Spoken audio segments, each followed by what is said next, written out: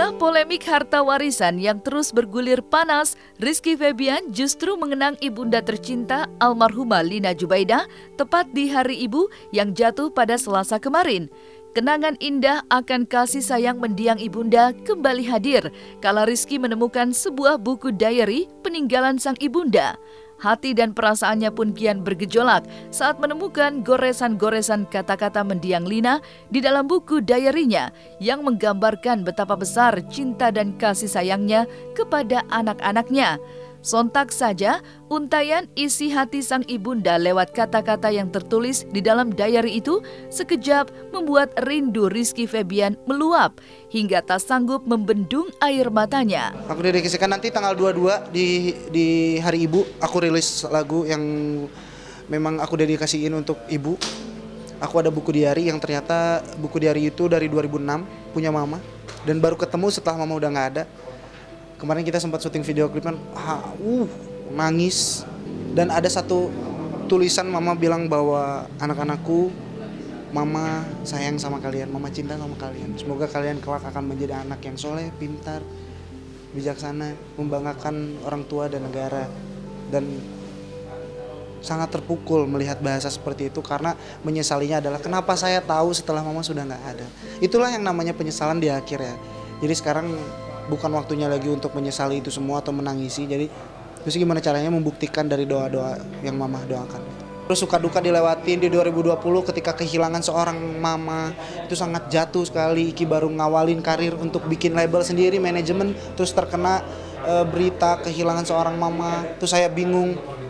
Nah, terus saya bingung harus ngapain segala macam. Sempat ada masa di mana saya stop kayaknya udah untuk berkarir karena kehilangan seseorang yang aku cintai gitu ya saat itu. Tapi justru yang membuat semangat lagi di 2020 saat itu adalah melihat sosok almarhumah kembali. Dengan omongan-omongan beliau, dengan omongan amanah-amanah dia. Jadi itu yang membuat memecut Iki akhirnya pengen ya udah Iki kerja keras sampai akhirnya dibayar tuntas oleh Allah dengan karya Iki yang direspon positif. Di penghujung aku dapat beberapa penghargaan. Itu sangat luar biasa menurut aku. Ketika dihujat atau dijatuhkan sama seseorang, lebih baik diam. Itu yang sedang aku pelajari, gimana caranya sikap-sikap yang seperti itu yang harus aku punya gitu. Dan tetap melanjutkan tanggung jawab mama, melanjutkan tanggung jawab mama untuk selalu mendebarkan kebaikan sama orang-orang di luar sana.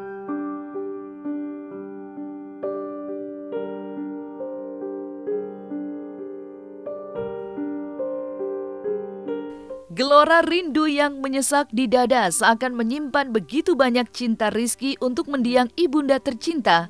Maka tak heran jika Rizky beserta adik-adiknya berusaha sekuat tenaga untuk menjaga surat wasiat yang sempat diberikan almarhumah Lina kepada anak-anaknya.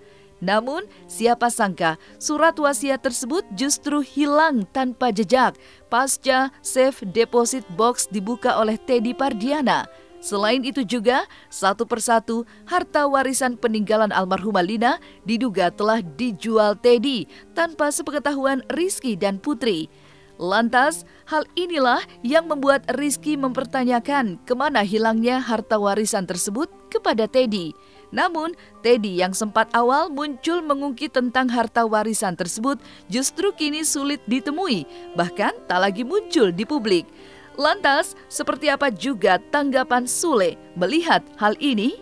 Jadi ya yang mau aku pertanyakan adalah hak-hak aku karena kita juga udah dapat informasi beberapa bahwa uang yang ada di pihak mama saat dulu itu sudah ada beberapa yang sudah dijadikan aset ya Pak.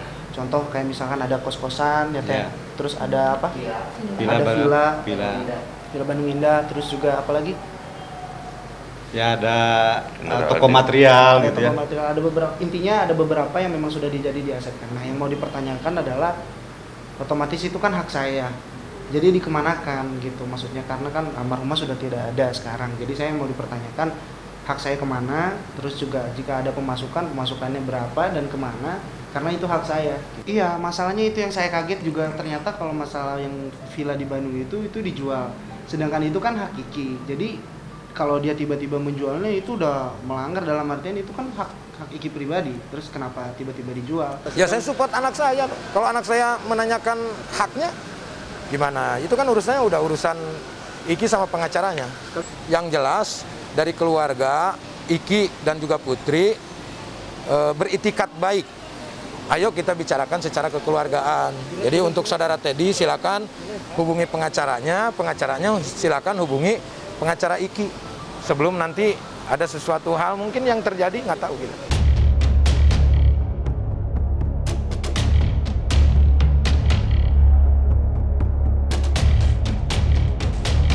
Meskipun perasaan sedih bercampur kecewa, Rizky dan Putri tetap mengupayakan penyelesaian persoalan harta warisan tersebut secara kekeluargaan. Meski begitu, benarkah Rizky pun membuka kemungkinan akan membawa persoalan ini ke jalur hukum jika persoalan ini tidak menemukan titik terang?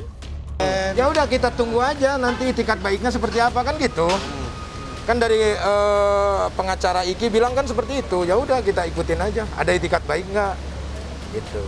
Kan kemarin nggak datang, seharusnya kan datang. Udah nggak tahu menau saya untuk urusan harta itu kan. Nantinya dosa saya, sesuatu hal yang sudah saya kasih terus dianggapnya nanti saya diungkit-ungkit. Nggak perlu kecewa, kita lihat aja lah. Karena Ratu tidak akan menghukum, yang Maha Kuasa tidak akan menyiksa, tapi yang akan menghukum dan menyiksa itu perilakunya dia sendiri. Kalau dia benar selamat, kalau salah ya nggak selamat gitu. Kita akan berusaha maksimal secara kekeluargaan. Tetapi kalau memang tidak ada titik temu, ya kita akan siap untuk mengajukan proses hukum. Saya siap kalau misalnya sampai suatu saat nanti belum ada titik terangnya, titik temu gitu, belum tidak ada kepastian dan tidak ada jawaban mengenai hak saya mana, gitu dan pertanggungjawabannya mana. Gitu.